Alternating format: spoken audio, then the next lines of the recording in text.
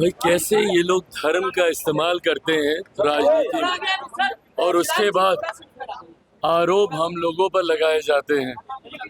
अगर ये लोग भगवानों में ही लड़ाई लगा रहे हैं तो सोचिए इंसानों को किस तरीके से ये लोग बांटने का काम करते हैं। हकीकत है विपक्ष के पास अब कोई मुद्दा नहीं बचा, इसीलिए ये लोग इस तरीके की भाषा का इस्तेमाल कर रहे हैं।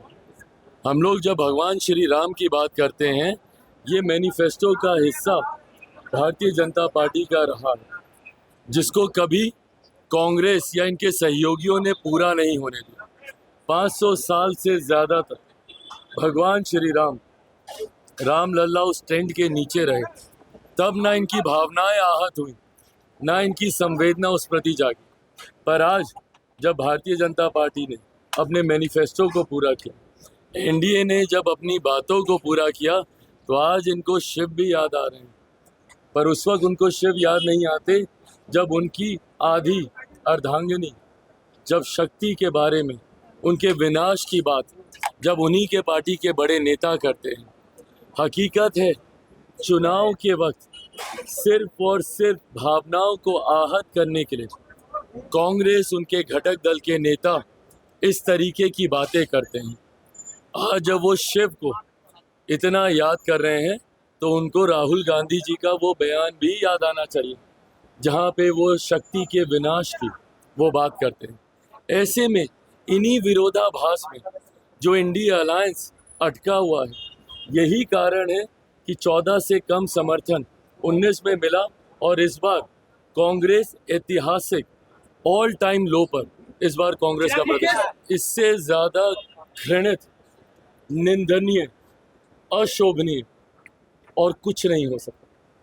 जिस तरीके से भाषा की सारी मर्यादा को तार तार कर दिया गया, और मैं बिहार की जनता से भी अपील करूंगा, और बल्कि मैं उन लोगों से भी अपील करूंगा जो संभवतः कम संख्या में ही सही पर आज की तारीख में जो इंडिया अलायंस का समर्थन कर रहे हैं। मैं पूछना चाहूँगा कि क्या ऐसी भाषा का आप लोग समर्थन कीजिएगा? मेरे प्रधानमंत्री से लाख बैर सही, पर क्या कोई भी सभ्य समाज में ऐसी भाषा का स्थान है? क्या आप एक राष्ट्रीय अध्यक्ष के लिए आप इस तरीके की भाषा का आप इस्तेमाल कर सकते हैं? आपका विरोध किसी से भी हो, भारतीय भाषाओं में उसके शब्दकोश में ऐसे शब्द हैं कि आप कड़ी से कड़ी निंदा मर्यादित शब्दों में रहकर आप कर सकते हैं।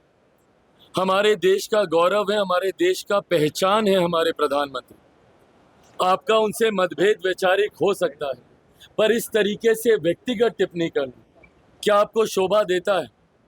आज की तारीख में हम लोग 21वीं सदी में हैं, पढ़े लिखे समाज की हम लोग कल्पना करते हैं।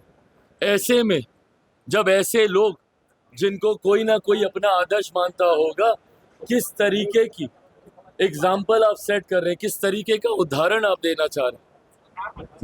मैं बिहार की जनता से आग्रह करूंगा कि देखें और देखकर निर्णय लें। एक तरफ राजद है जो परिवार की मां बहनों को गाली देने का काम करते हैं, दूसरी तरफ उनके सहयोगी हैं जो प्रधानमंत्री जी के बारे में इस तरीके के शब्दों का इस्तेमाल करते हैं। सभ्य समाज में ऐसे शब्दों की कहीं कोई स्थान नहीं, और कल को अगर ऐसे लोग आ गए तो फिर उसके बाद आने वाली पीढ़ी को क्या संस्कार दिए जाएंगे, ये इनके नेताओं की भाषा से ही पता चलता है।